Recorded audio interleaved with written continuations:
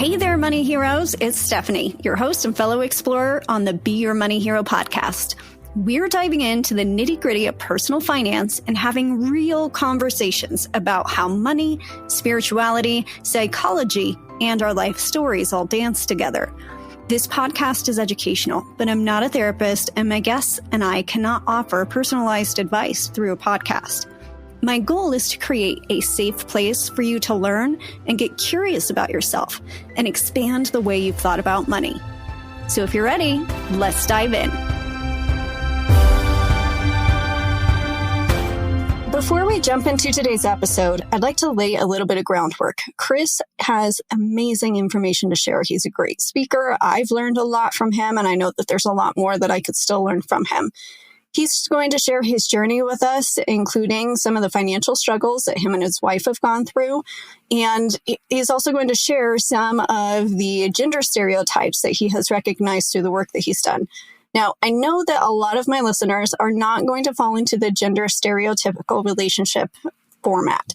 And so one of the things that I have recognized is that when I am confronted with gender stereotypes, I can actually still take away things if I think of it in terms of feminine and masculine energy. And I've been able to take away some really valuable information thinking about it like that instead of just rejecting it. So my challenge to you today is, if you do not fall into those gender stereotypical relationships, think of it in terms of feminine and masculine energy. Let me know how it lands for you. So let's dive in. We have Chris with us today. Chris is an Amazon best-selling author, a seven-figure entrepreneur, and the founder and principal of his own financial services firm, which he started in 1999. He's helped tens of thousands of people internationally to overcome their resistance to change and to create more success, peace, and impact in their lives. Chris speaks from his own experience of being on the edge of financial ruin, business failure, and divorce. He shares the secrets that allowed him to avert the potential disaster and transform all areas of his life. Chris leads and trains hundreds of agents across the U.S. and has helped over 17,000 people become more financially literate and experience financial relief. With his latest book and speaking series, Think and Grow You, Chris is focused on helping driven entrepreneurs break through in their growth by learning how to get out of their own way and take their success, peace, and impact to a whole new level. Chris, thank you for being here today. I'm really excited to have you on the show. Yeah, Stephanie, I'm excited to be doing this with you. So thanks for having me. Will you start us off by telling us what your story is? What got you here? Yeah, I live in Castle Rock, Colorado, married to my second current and last wife, Marlo, and have two kids, 22 and 19, and grew up in Loveland, Colorado, CSU grad, got my accounting degree, and then spent 7 years in public accounting and trading time for money, and then figured out that that's not what I wanted to do. And started figuring out how to be a financial services entrepreneur on the side between my 80-hour weeks there, and left corporate America behind in February 2000, and then went through a pretty expensive and painful divorce separation around 2004. My kids were 1 month old and 3 years old, and they picked up with their mom. They moved to Atlanta. And I met Marlo, and, had some success and was pretty good at telling everybody what to do and what the success principles were. And Marlo kind of bought my BS and married me anyway, and walked into a financial disaster. That was my life. And so I'm a CPM, a financial advisor, and pretty much laid down in my divorce. Didn't really fight it. Overpaid. Signed a stupid office lease of 6,000 square feet. I basically had the equivalent of 4 or 5 mortgage payments going out the door. And finally, Marlo, I kind of let her in, and we can maybe talk about trusting your gut and trusting your intuition when you don't feel like doing it. But long and the short of it, she tried to rein us in because I was $250,000 in credit card debt. I'm an entrepreneur in financial services in the Great Recession. So it wasn't good. And then it kind of came to a head one night when I was out of places to borrow money. I had to pay my ex-wife $5,200 the very next day, every month, in alimony and child support. And my only thing I could think of doing was to come home and convince Marlo to give me the money. So to ask my wife to give me the money to pay my ex-wife. That's about the only thing I had. So that didn't, her, it didn't go over very well.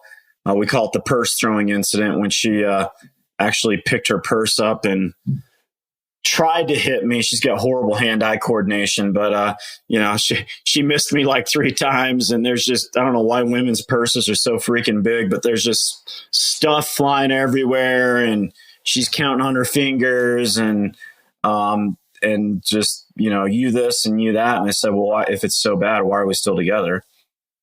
And that was a great question, because she didn't know how to answer that. So she went upstairs to answer that question the rest of the night. And there I was. And it was my, it was the turning point in my life, because I sat there and all I could see, Stephanie, were just like these dominoes falling down.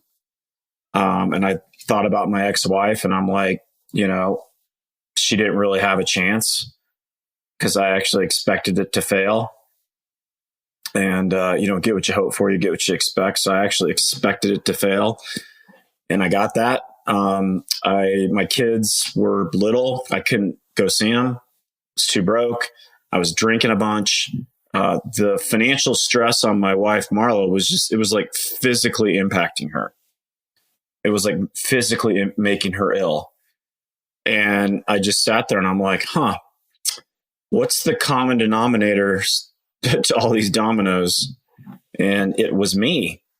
And that's when I realized, I'm like, I had to wake up, and I had to quit living in, I talk about hopium a lot. Unfortunately, a lot of people live in hopium. They kind of hope things are good, and they hope the outside world changes, but they really insist on staying the same. And I call that rearranging the furniture on the deck of the Titanic, right? And so I had to take 100% responsibility for the mess. That was the only way things are going to change. And I did. And then Marla and I came together the next day, and to her credit, she said, we're staying together. We're not getting divorced. We're not declaring bankruptcy. We're not getting jobs. We're going to figure this out.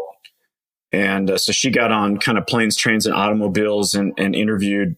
We had access to some wealthy mentors, and she found couples that were, they built great lives together. They had not only wealth financially, but they had it spiritually, health. Like they had, everything was wealth. And she figured out what they did. And then she'd come home and we applied it to our lives. And so our first book, Couples Money, came from that. And then she was kind of like, what are you going to do? And I'm like, I'm going to figure out how this mindset thing that I have keeps creating broke. And she's like, what are you going to do? I'm like, I don't know what I'm going to do, but I'm all in on it. And she's like, what do you mean? I'm like, I'm not interested in changing. I'm committed. And, Stephanie, people are really interested in a better life, but they're not super committed. And when you're only interested, what happens is you'll find a chicken exit. You're always looking for the easier path. And she's like, well, what do you mean by committed? I'm like, you know how an Olympic athlete treats their sport? I'm like, that's going to be me. And she's like, all right, prove it. So it was 4:30, early in the morning. And I basically just dissected my mindset around beliefs around money. And it's one of my favorite quotes of Mel Robbins. It didn't happen overnight, but it happened over time. And we had a jaw-dropping financial transformation. We became multimillionaires, became 7-figure entrepreneurs. Just some amazing things happened, but not just financially, like all areas of my life leveled up with my kids, with my spirituality, with my health. I'm 52. I feel better now than when I was 32. Just everything changed. I know that from my own journey, it's digging in and taking a look at yourself is one of the scariest things that people can do. It is one of the most vulnerable, and it's one of the hardest, because when you start putting that work into yourself, it's like a pitcher that's full of ping pong balls. And those ping pong balls represent all of the programmings that we've had, the traumas, the experiences, the mindsets that we carry. And when we start putting in the work, and it's like pouring water into this pitcher, and it makes all of these ping pong balls just float to the surface. And so as you put in this work, all of these things within yourself come to the surface that have to be recognized and reconciled and actually dealt with, things that maybe we have been trying to push down for a long time. And so I've seen the link between my own personal, spiritual, and financial growth, which you talk about in your book as well. But what did that process look like for you? Well, I really attacked, the money beliefs, and I, because I think people try to focus on too many things at once, right? So I had to figure out how my mindset was creating broke, right? And one of my favorite equations is me plus a thought equals the result, right? So if you don't like the result, there's you and there's your thinking. So you better dive in on that. And then when I made that decision, I actually found a quote from Billy Graham. It's in my book. Once you get your attitude straight around money, it helps straighten out every area of your life.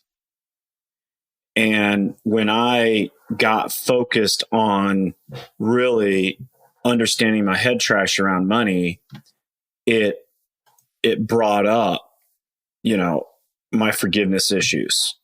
It brought up my, deserving garbage. It brought up, my resentment, my ego, my judgment, like all the stuff that I talk about in my book, of just like all these energy leaks that I had that, once again, I feel better at 52 than I did at 32.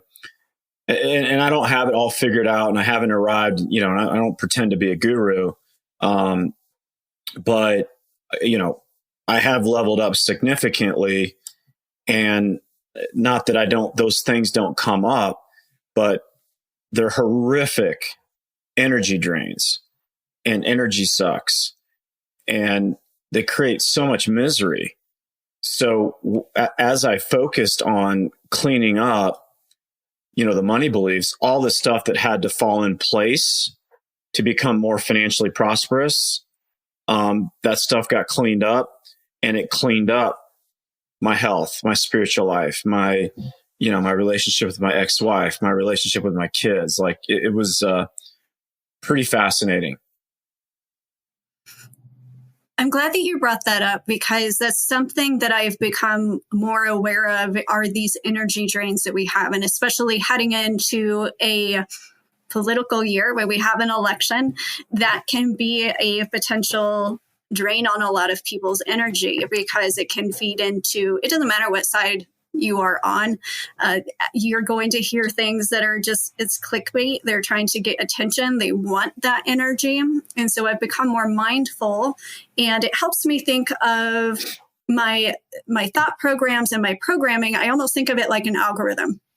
Because if we are looking at, our computers, if we click on an article, our phones are going to track, or Facebook is going to track what article we clicked on. And then it's going to feed us more of that same kind of information. And our psychology also works very similarly to that, where we have a confirmation bias. We're going to find what we look for. And so if we're looking for all of the ways that we are struggling, if we are looking for the ways that life is unfair, we're going to find them.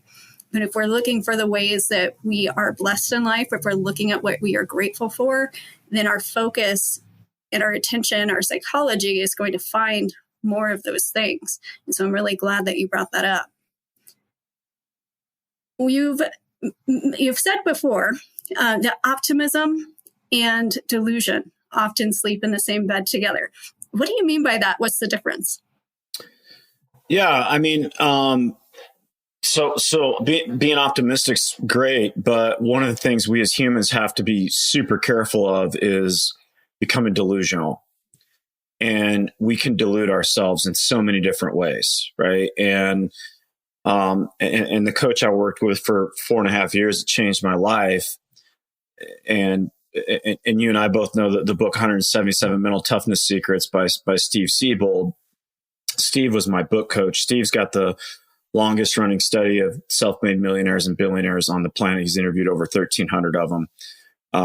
And his book is a masterpiece on, the difference between middle-class thinking, upper-class thinking, world-class thinking. Middle-class people are addicted to being comfortable. Middle-class people often don't want to feel bad about themselves. So they don't want to look at their actual results in their lives. So they distract themselves from what they need to focus on. Upper class is all about themselves and their ego and their Lambos. And there's this small group that doesn't post their Lamborghinis on Instagram, that have the majority of the wealth, and they don't brag about it, and they give a ton of money away. And they operate from love and abundance. And so Steve, when he started his project, he started interviewing some upper class people thinking they were world class. And he's like, these are some of the most miserable people on the planet, and some of the most horrible people on the planet. Right. And then he started finding these world class people, and he's like, oh my God, I want to be like them. And so he started interviewing them, and he's got the 177 secrets, and he just kind of goes through it. And, hey, here's a topic, and middle class thinks this way, and upper class thinks this way, and world class thinks this way. And the challenge with the middle class is they know they can go to the next level, but they think going to the next level is going to turn them into an upper class person. And they're afraid of that. So they don't go for it. But most of them don't even know that there's this world-class group that we all want to attain to get to. And so with all that, there's 177 secrets. And Steve's often asked, are they in any one order? And he's like, no, except for number one. And number one is world class has the capacity to operate from objective reality. And objective reality is the capacity to look at your results, own your results, not beat yourself up. That's what middle class people do, right? Not beat yourself up, own your results, course correct, be unemotional, and move forward. And so with optimism and delusion, I was optimistic, but Marlo's sitting there going, hey, dumbass, we're $250,000 in credit card debt. We're leaking $4,000 or $5,000. You're borrowing from credit cards to keep our office open. This is objective reality. And I'm like, why you got to be so negative? No, wait, but I got this great client appointment next week, and this one person loves me, and I'm going to get this hotshot agent on board and everything. That's delusion. And so, finally, when I started understanding objective reality, and when Marlo and I, it took a while, but she finally put the bloody balance sheet in front of me, and it didn't end in a fight, right?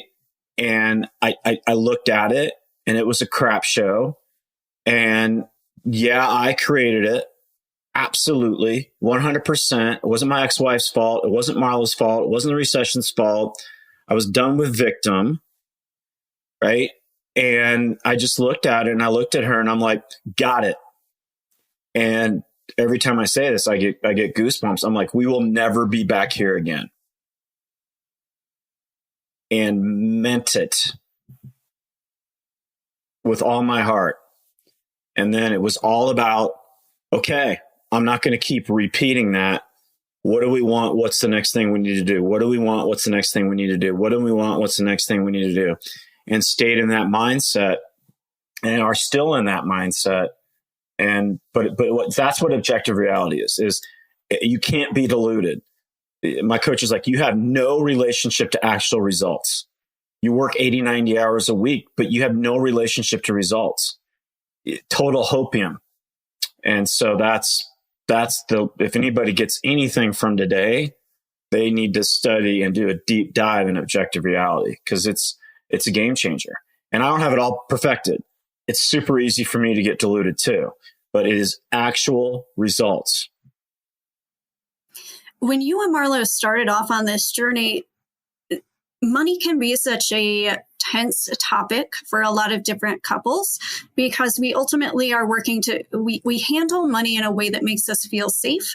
And for some people, they find safety in different ways. So for some people, I give the example of myself, I find safety in money and having cash in my account and in investments and things like that. My husband finds safety in money and being able to buy what he wants when he wants. And so if you're working with a couple who is just starting to come together and figure out how they're going to work out these money issues, what is your first piece of advice for them? Not to sell our book, but there's some really good questions in couples money that kind of gets everybody on the same page. But, for purposes of this, yeah, I mean, it is asking, what's important to the other person, right? And I think one of the things that people get really stuck in, especially in the middle class, is they think it's either or, right? They think that it's either I can have fun or I can save. And what we learned from interviewing these world-class couples is they have both. They have a both mentality. And they can do both. And so, and hopefully nobody's situation is like ours, but first and foremost, I was the spender. I was, let's go out, let's do this, let's do that. I need to have fun. And we sat down and we're like, okay, that's great, but it's kind of time to pay the piper, so to speak. And I asked her what was important to her. And she said, I need $100,000 in the bank, saved, liquid cash. We're $250,000 in debt. Right. And my coach said, if you can't save money, the seeds of greatness aren't in you. It's a Brian Tracy quote. Like you have to prove you can save money. And so it's important to save money. Right. It's super important for lots of reasons. You and I could probably do a whole nother show on that. It's super important. And from a guy, right. And I hope everybody takes this the right way. Caveman, cavewoman, there is some inherent, and I'm not saying this is ever just take this in the right way. Women need to feel safe. And men need to produce. And my wife's a huge producer. Okay. And I like some safety, but she needs to feel safe financially. And when that gets communicated in the right way to the man or whatever, right? And the man is like, I'm going to go out and I'm going to go kill the saber-toothed tiger because I want my wife to feel safe. Right. And me asking what was important to her and her communicating that, because I think that's the problem, Stephanie. Like, nobody talks about this stuff. They don't. That was my first marriage. It wasn't anybody of our fault. We just did not communicate. All ruination of relationships is gap in expectations. Her and I had a massive gap in expectations. And I was such a pansy. I didn't want to know. But when Marlo and I was doing the same thing in marriage number 2, but when she said, this is what I want, and having a unifying goal as a couple is a game changer. Nobody has it. Almost no one has it. And so she said, hey, I want to have $100,000. Say, well, I'm a CPA. I'm like, oh, okay, let me pull out my spreadsheets and let's just figure out how this is going to work. And my coach is like, no, dumbass. No, you have to put gas in the Lamborghini, bro. And you guys need to know your reasons. And I said, why do you want it? And we spent an hour on that. just peeling the onion. She's like, I am physically ill because I hate financial stress. She's like, how about you? I'm like, I can't believe I can't see my kids. Right.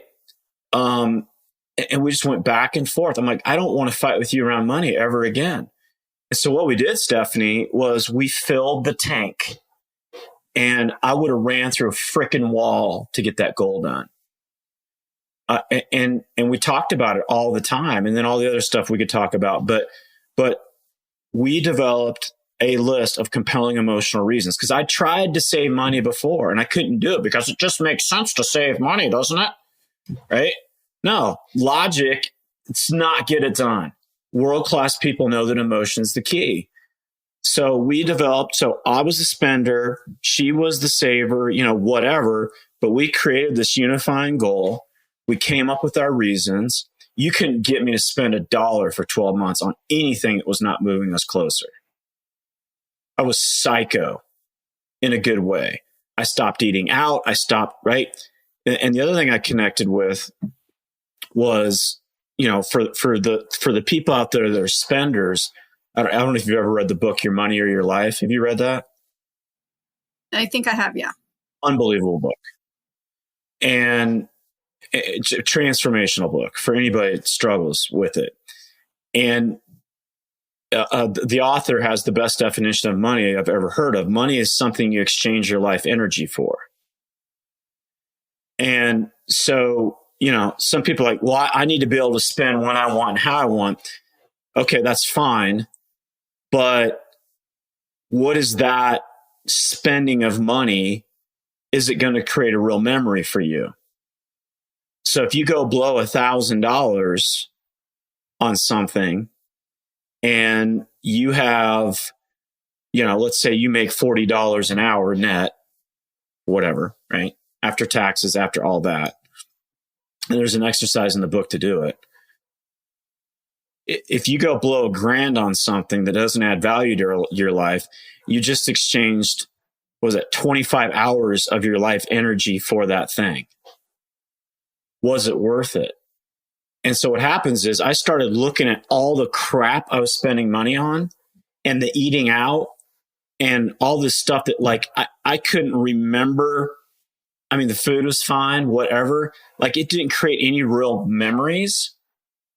I just stopped blowing money on that crap because it was stupid. And then we started moving towards this goal. And then once we got to a certain spot, we agreed once we got to $50,000 saved, we were going to maintain our debt, right? But once we got to $50,000 saved, then we were going to keep saving. And then we were going to get more aggressive at blowing out our debt, right? Because we were $250,000 in debt. But we had to save money so that we would not go back into debt, right? Because a lot of people save money, get the money, pay the debt. My mom did that for 64 years of her life. And they never get out of debt. And so we had to prove we could save money. That's the only way we were going to get debt free. And so then once we had that, then Marlo sat down and said, all right, let's create our fun accounts. So best idea on the planet. We talk about it in our couples money book, but she's like, okay, I can't remember what it was. You get $1,000 a month. I get $1,000 a month. Here's your, it was my Capital One 360 debit card. I know exactly how much money's in that account. And she's like, you want to go see your kids? That's how you do it. You want to pay for their baseball? That's how you do it. You want to buy me Christmas gifts? That's how you do it. And so we were able to create our fun accounts, and holy crap, we were able to save money, release all that debt, and then I had money to go have fun.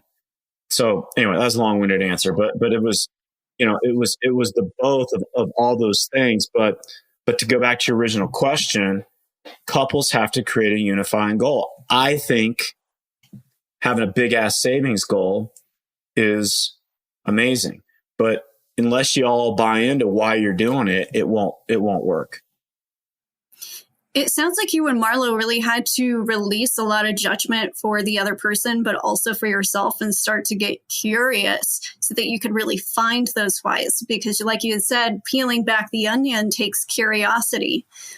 And you've said before that by the time that we're about 18 years old, we're about 95% programmed in our worldview. And so you've mentioned how many wealthy people that you've interviewed have had those negative beliefs about money. What are some examples of those money beliefs that you were programmed with, and how did you start to change those? Yeah, I mean that's some of the work I've done, but more that Steve's done is most of the world class wealthy people he's interviewed. Yeah, they arrived on this planet, and they started getting limiting beliefs pounded into them, because before the age of 4, you can't really accept or reject anything you're told. And it's a great money book by Margaret Lynch called Your Money or Tapping into Wealth by Margaret Lynch. Unbelievable book. And she said the biggest determining factor of your financial success is the vows that you made to gain acceptance in your family at a young age. Right? So the biggest determining factor of your financial success is the vows that you made to gain acceptance in your family at a young age. So you want to get their acceptance, so you buy their BS. So I bought, generations of limiting beliefs, which just got handed down over and over and over again. And then people just kind of buy it. Yeah. Rich people suck. Rich people are crooks. They make money on the backs of poor people. Making saving hard. There's usually a hard thing to it. Hard to make, hard to keep. My mom said, well, money, you either have it or you don't. Like, you don't have a choice in it. You either arrived on this planet, with the capacity to have it, or you didn't. Like, you couldn't change it. So, and in my book, I kind of list that was really my first exercise. My coach is like, okay, get a journal. It's your green money journal. And I want you to write the word money at the top, and then write down everything you make up about that word. And that's what I did. And I'm like, I finally met the enemy. It is I. And I'm like, there's no way I can get wealthy with that rolling around in my head. So how I changed it was that exercise. Like, that's it. And then I'm like, the curiosity, the objective reality, I didn't look at the list and go, man, you're so effed up. What's wrong with you? No. I was like, interesting. I mean, I was pretty defenseless in that, right? I mean, because, you get programmed, and then society piles on, right? I mean, especially election year. Oh my God, the wealthy don't pay taxes. I'm like, no, they know what the hell they're doing, and they pay people to legally show them how to. No, they pay plenty of taxes, but they do it smart, right? And so everyone judges who pays taxes and who doesn't pay taxes, and all. So you get all this stuff, and you're getting programmed from the outside world. You're like, well, God, I don't want to be a wealthy person that doesn't pay taxes, so I'll just stay broke and call victim. So anyway, it was, it was really the identifying the list, and then just going, all right, I have to start, shifting this with coaching, with my morning routine, with, affirmations, with just all in, like an Olympic athlete. They're going to, they're going to lift, they're going to run, they're going to, they have sports psychologists, all that stuff. And I just went all in and just shifting, making and saving big money is easy. Probably said that 4,000 or 5,000 times, right? Just doing what I could, because my back was against the wall. It wasn't optional. I had to do the work. And you and Marlo did a lot of work to come into alignment together. And you speak about this in your book about, getting aligned. But will you tell me what the difference is between alignment but and then also wanting something that is not aligned. How do you tell the difference between the two? Well, I mean, when I think of alignment, I think of, just it's called an internal mastermind, right? And it's your conscious and your subconscious are in agreement. So when I do this in a crowd, somebody will raise their hand. I'm like, what do you know in your heart of hearts that you're good at? And I actually did this with, she was my speaking coach way back in the day. Phenomenal speaking coach. She's like, I am a world-class cook. She's like, I am freaking unbelievable. And you could hear in her voice, you could hear the conviction in her voice, right? And she was a great speaker, but she, at that time, she worked on it and leveled up. But at that time, she wasn't getting gigs and wasn't getting paid what she deserved to get paid, right? And we all knew it. And when you asked her what kind of speaker she was, she's like, yeah, I'm okay. But she was a world-class chef and an okay speaker in her subconscious mind. So she's blocking herself from anything great happening there because she lacks conviction. Right. So she has limiting beliefs. So she's fighting herself. I want to make more money speaking, but I only think I'm okay. And you'll get that, not what you hope for. So, I wanted to be wealthy, but I was blocking my wealth because my programming sucked, right? 90% of lottery winners are dead, broke, or in jail inside of 10 years. Everyone's like, they're stupid, they're idiots, or, athletes, they make a ton of money and then they don't have it. No, it's their internal, there's no internal alignment. They get wealthy and then they're like, but I'm not a good person, or, everyone else is suffering and I don't deserve this. And so they get rid of it. So it's really about whatever you think you're good at and in your heart of hearts you're good at, you have alignment. My ex-wife, phenomenal mom, like world class, like unbelievable mom. My kids are amazing. I had a little bit to do with it. She had everything to do with it. And she doesn't like the personal development stuff and all that. But if you ask her, are you a great mom? She's like, hell yeah. I'm like the best on the planet. She is. And so she's got this conscious, subconscious agreement. And when you have conscious, subconscious agreement, then you're really tapped into your intuition. You're tapped into spirit. And so she'll get intuitive hits about my kids and just act on them. She's never wrong. She is in the flow with my kids. There's no fighting her. That's internal alignment, right? And most people don't have it. How do you do it? Well, you got to do the work. So, money's easy to make. It's easy to save, easy to keep. But most people don't have that. You got to get aligned.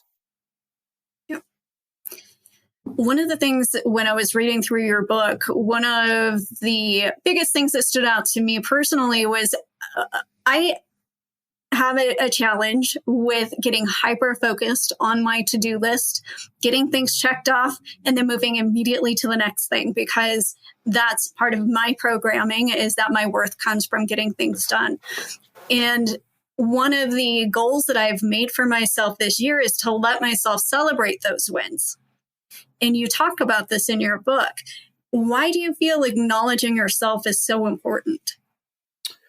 Well, I mean, one of my favorite quotes is there's no happy ending to an unhappy journey. And, I'm like you, right? I mean, I got lists and I get a lot done. But I also find joy in the doing, right? I think stress and strain are total choices.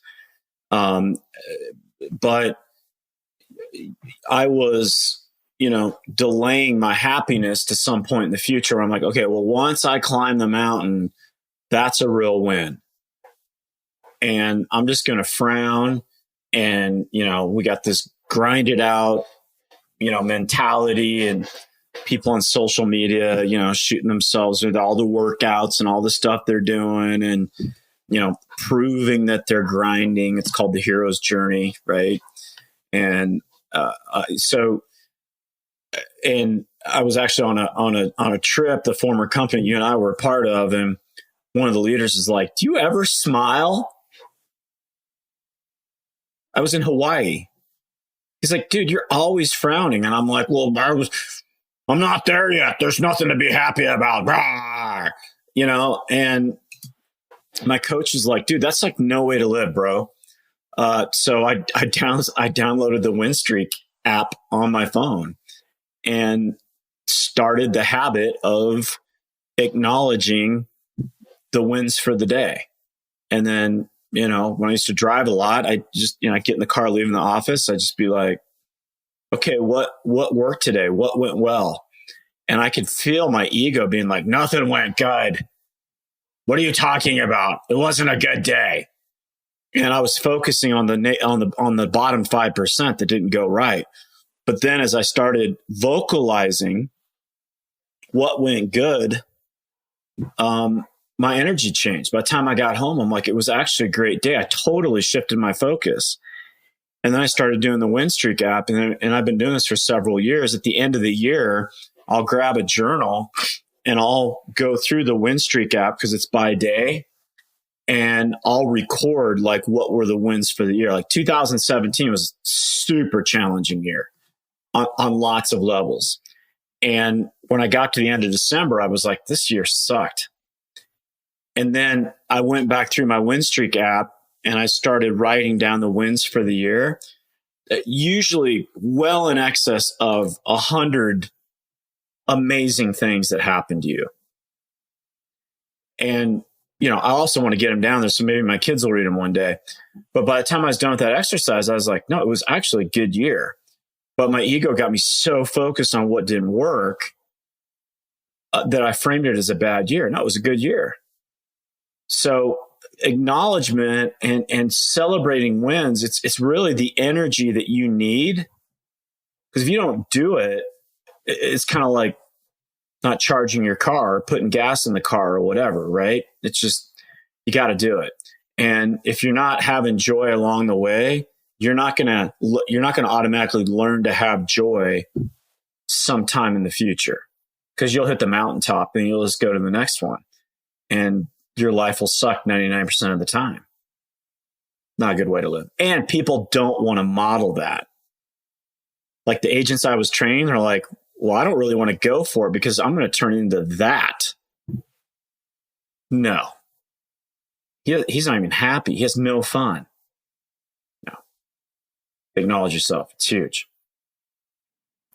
One of the things that I've been doing this year is each day I have a very small group of people. So 2 people that we have a group chat. And at the end of the day, we'll message each other with what our bliss was for that day, something that Ed Milet talks about.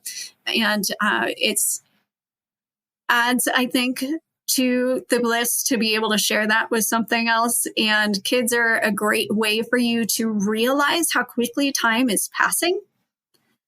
Because I think that all too often we reach a point where we look back at the last 5 years and we're like, oh, I wish I would have enjoyed that more. I didn't realize what I had when I was going through it. And so if we can learn to stay present, it increases our happiness so much because we can just be in the moment, appreciate what we have as we're experiencing it. And so I'm grateful that you share that in your book, and it's something that I continue to work on. Yeah, me too. Me too. So I would like to bring up something that I've actually found a little sensitive, and it's talking about forgiveness. And this is something that I have had to learn a lot through my personal journey. It's something that I had talked about in my book, and you talk about it in yours. What role do you feel forgiveness played in your financial story? Next to the conversation of Marlo and I getting on the same page and coming up with those emotional reasons to move forward, it's level. And when I hired my coach, once again, left brain, to-do guy, CPA, I hired him because I was like, oh, I need I need strategery, right? I need to-dos. And so our first coaching session, right? So I hired him, and it was all about holding me accountable on doubling our income and, saving this 100,000 plus, right? And we finished the first, we finished the first coaching session, and he said, I got a homework assignment for you. And I was like, okay, what's that? He's like, you need to forgive your ex-wife. And I'm like, why? I mean, she's horrible. Like, what are you talking about? Like, she's a horrible, like, whose side are you on? He's like, dude, it doesn't matter. And he said, if you don't forgive her, you're going to be a broke expletive the rest of your life. And anytime I'd fight him, right, he would always say, based on results, how's your way working? My least favorite question on the planet. I hate that question. The people I train hate that question. But it always snapped me out of my ego, because I'd fight. He's like, okay, well, how's your way working? Seems to be pretty good. You're $250,000 in debt.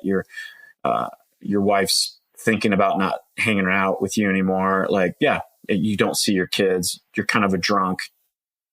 Yeah, that's awesome, Chris. Your way's working. Anyway, so he'd snap me out of it. I said, okay, I get it. How? He's like, when we're done, I want you to make a list, and I want you to do this every day until you no longer have to. But when we're done, I want you to grab a pad of paper. I want you to write her name at the top, and I want you to write down everything you appreciate about her. And I was like, that's horrible. Like, he's like, do it. So we hung up, put her name at the top, stared at this piece of paper, and I literally stared at it for an hour.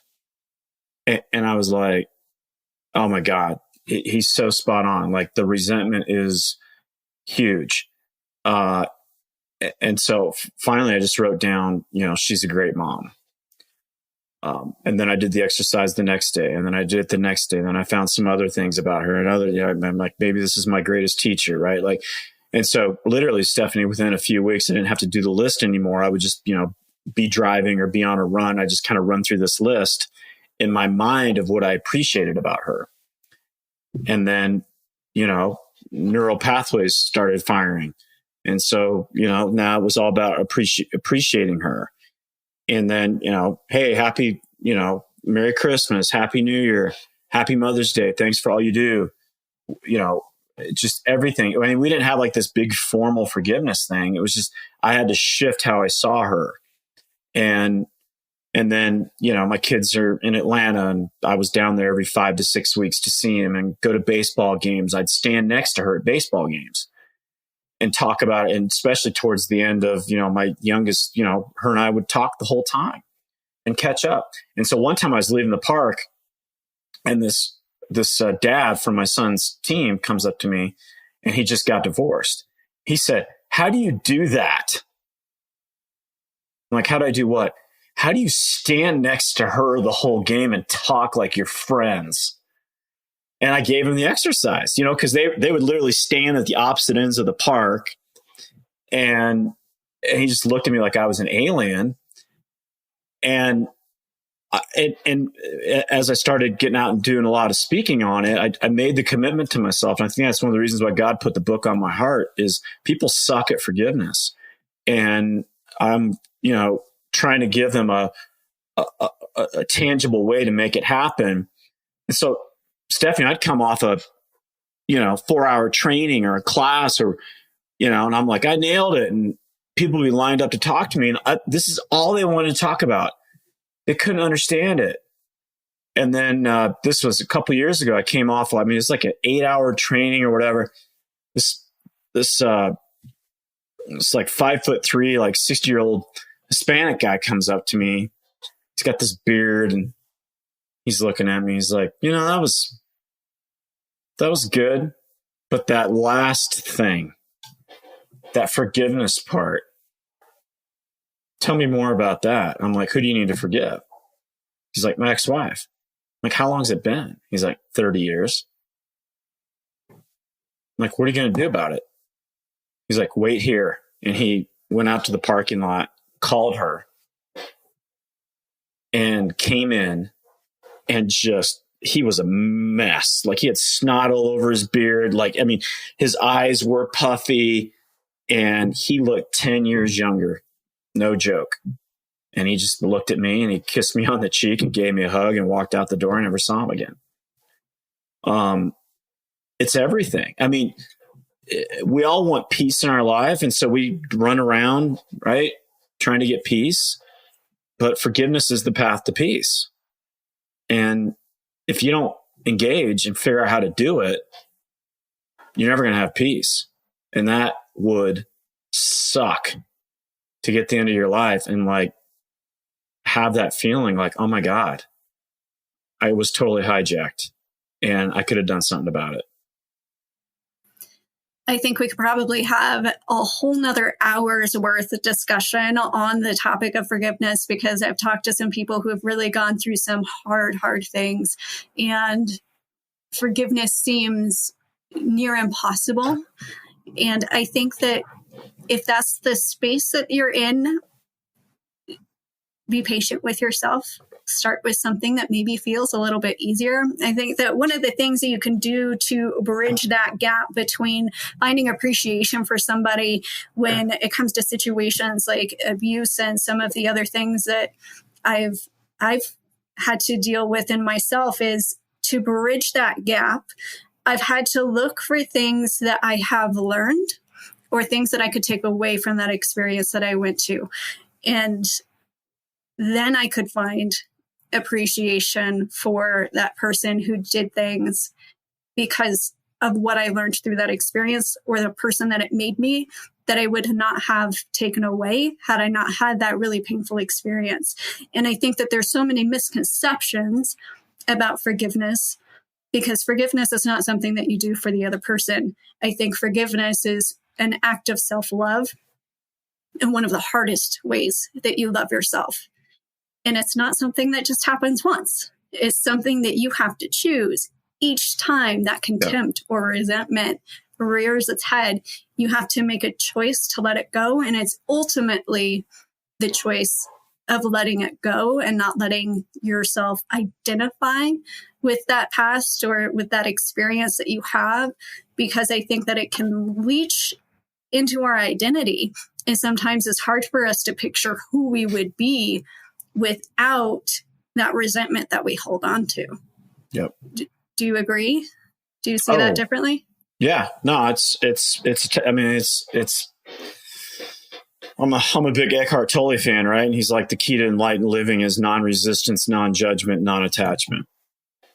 I mean, that's, yeah. And I say that every morning, you know, that I haven't, I don't, he's achieved that, you know, but it's like, okay, non-resistance, non-judgment, non-attachment, right? That's the key to what you want in your life. And so, no, I agree.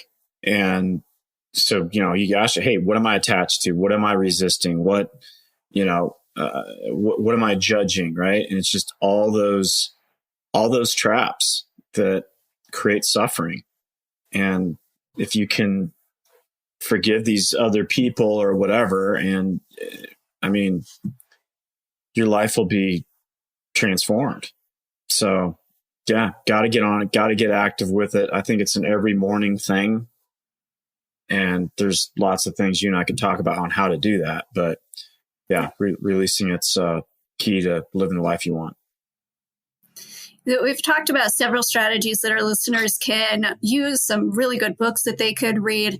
But what was one small thing that we could leave our listeners with that they can start doing today to just get 1% better, as Ed Milet would say? Yeah, I think, I mean, you know, everybody talks about morning routines and all that. And, you know, and for me, it's about, it probably takes 70 days to make a shift in a habit, right? So, you know, you and I are talking late February. Most people have forgotten about their resolutions and their goals. And, you know, they made a list of 45 things they were going to change in, you know, 30 days, and it just doesn't work, right? And so I think, you know, grabbing one thing, one habit, one something, and just getting intentional about shifting that. And so, and you just get focused on that. And if you can change 4 or 5 habits a year within 5, 10, 15, 20 years, I mean, you're just a totally different person. And so I think that combined with, some form of a routine in the morning, and everyone's like, what's your routine? I'm like, it doesn't matter. It changes all the time. It's just this intentional thing that you do every morning. And if you're an entrepreneur or somebody that has big goals in your life, you definitely want to get financially independent. One of the things, Stephanie, we have to watch out for is discouragement. Right? Because discouragement ruins more lives than almost anything. And when I wake up in the morning, often I'm discouraged. So I am not going to roll out of my house with that vibration rolling off of me. So, your morning routine of, I read my Bible, I visualize, I image, I pray, I journal, whatever it is, I read my business plan, whatever it is. 30 minutes, an hour, 30 minutes a day over 52 weeks is 4.5 working weeks, right? It's transformational. You're going to change. You're going to grow. But if you aren't intentional about your growth, then you're going backwards. And the problem with, and it's one of the first quotes in my book from Jeff Shore, a life spent seeking comfort results in an entirely uncomfortable existence. So if you aren't growing, you're in decay. There's no definition of comfort in nature. And so this addiction of comfort isn't going to lead us to where we need to. So that got to have that every morning, stick with it, stick to it. The compounding of that is transformational. So where can people find you if they want to get your book or learn more about you? Yeah. Website's chrisfelton.me. And I do workshops and keynotes and on the front page, I have just a free 4-day training, the 4 keys. I take the big stuff of my book and dial it down to like the 4 biggies that, you can transform your life if you focus on these 4 things. So that's a free training that's right on the website that pops up when people go to chrisfelton.me. Perfect. And we'll have links to all of those things in the show notes as well. But 2 closing questions. What does abundance mean to you? I think abundance is peace in all areas of your life. If you can have peace of mind, spiritually, relationships, career, financial, I think that's what we all want. I think that's ultimate abundance, and your health, right? I think all that. Yep, for sure. And then what's some of the best advice you've ever received? Best advice I ever received was really objective reality. It was having an actual relationship to results without taking your identity down, right? Actual results, what happened? And then just understanding, great, own it. What needs to be different? What do you need to shift moving forward?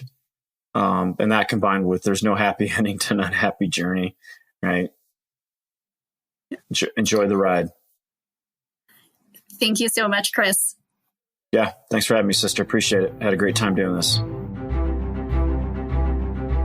As we wrap up this episode of Be Your Money Hero, remember that your financial journey is a path of self-discovery. If you have questions that you would like answered on the show, please submit them to info@beyourmoneyhero.com. If today's conversation resonated with you, share your thoughts and insights with our growing community. Subscribe for more empowering discussions. And always remember, you have the power to be your money hero. Until next time, keep growing, money heroes.